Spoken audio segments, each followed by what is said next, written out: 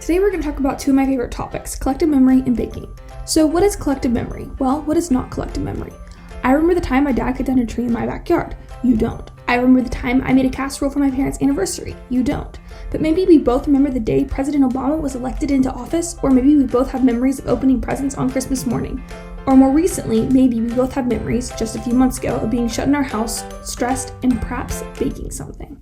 So let's break it down. A collective memory is felt by unconnected individuals, so like you and me. Hypothetically, you don't know me. So how do we remember? According to Noah Getty, an Eagle alum, many memorists believe that the individual only remembers in the context of the society they are in. So when our society is more or less on a national lockdown, we remember individually in the context of the collective. It's the phenomenon that we both baked some banana bread in April or May while watching bad Netflix and watching case numbers go up. Sure, we didn't do this together, but we both did it. Yes, different memories, but it's certainly connected enough that the New York Times wrote an expose on stress baking. New York Times writer Alexander Marva writes that social media has been flooded with isolation loaves and quarantine cookies. Marva explains that baking allows you to take a task from beginning to end, and in a time when we have no control, baking allows you to take control over at least something in your life. Think of the past year. Pre-April, sure, we all baked, but I bet even non-bakers were baking in April or May. At this point in time, we are all experiencing the stress of COVID. Baking becomes what Getty and alum call collective representations. Collective representations are symbols or images that have a common significance amongst members of a group in that they convey ideas, values, or ideologies. For Americans, baking is now a symbol of a national emergency and finding peace within that national emergency. According to Roediger and Abel of Washington University in St. Louis, collective memory was coined in the 1920s. A couple of things Roediger and Abel clarify is that collective memory is different than collective remembering. It's a static memory, not something debated about. It's different than history, as it's not based on attempting to be fact or objective, and it's not individual. It has to be within the context of a larger group. Now, there are a few parts to collective memory, and we're going to look at them all in the context of banana bread.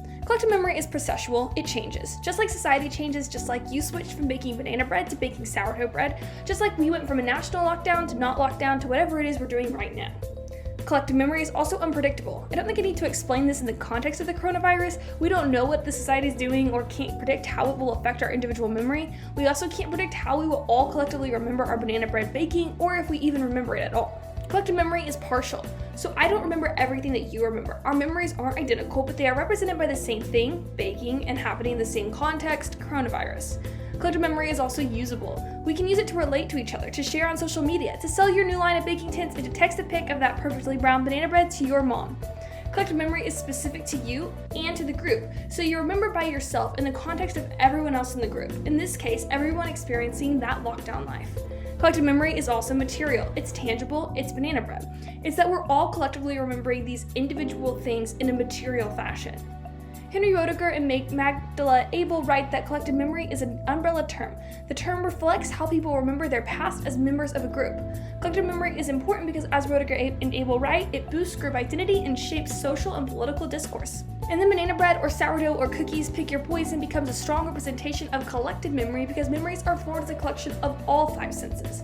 Harvard University Press writes that taste, smell, and texture of food can be extraordinarily evocative, bringing back memories of place and setting, and brings back deeper memories of feelings and emotions. Because of the tangibility and strength of food memory, banana bread has become our representation for this time and how we remember COVID and the beginning of lockdown.